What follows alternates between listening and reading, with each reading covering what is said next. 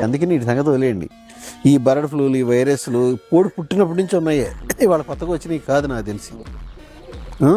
కోడి జాతి మిగలదెంత, పోతానుంటాయి. పోయేవాటి గురించి ఆలోచించద్దు. జో జానే వాళ్ళే జానేదో, జో ఆనే వాళ్ళే అనేది అన్నట్టు ఉండాలి అంతే కోడి విషయంలో. దాని మీద నేను 10 లక్షలు ఇన్వెస్ట్ చేశాను, ఇన్ని చచ్చిపోయినా నీరసపడద్దు. 10 లక్షలు ఇన్వెస్ట్ చేయద్దు. నీకు 10 లక్షలు పోయిన కోళ్ళ ఫీల్డ్లో దిగినాడు, ఒక సంవత్సరం 2 లక్షలు పోద్దాయి అవునాయి, బతికే బతుకి నీ డబ్బు ఎక్కడికి పోదు. నాకు తెలిసి అయితే ఓపిక ఉన్నాడికి. ఒక్కసారి ఊరు పెట్టేసి ఓపికండి ఉన్న డబ్బులన్నీ పెట్టేసి అయిపోయిన వాళ్ళు అయితే చాలా ఇబ్బంది. కానీ అసలు ముందు టైం అండి, వీటి మీద టైం ఎక్కువ పెట్టకూడదు.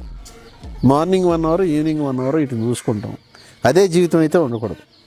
ఇప్పుడు వచ్చే జనరేషన్ కుర్రాడు అదే జీవితం. టైం పోద్ది కదా మాస్టర్, బోళం టైం, వాల్యుబుల్ టైము.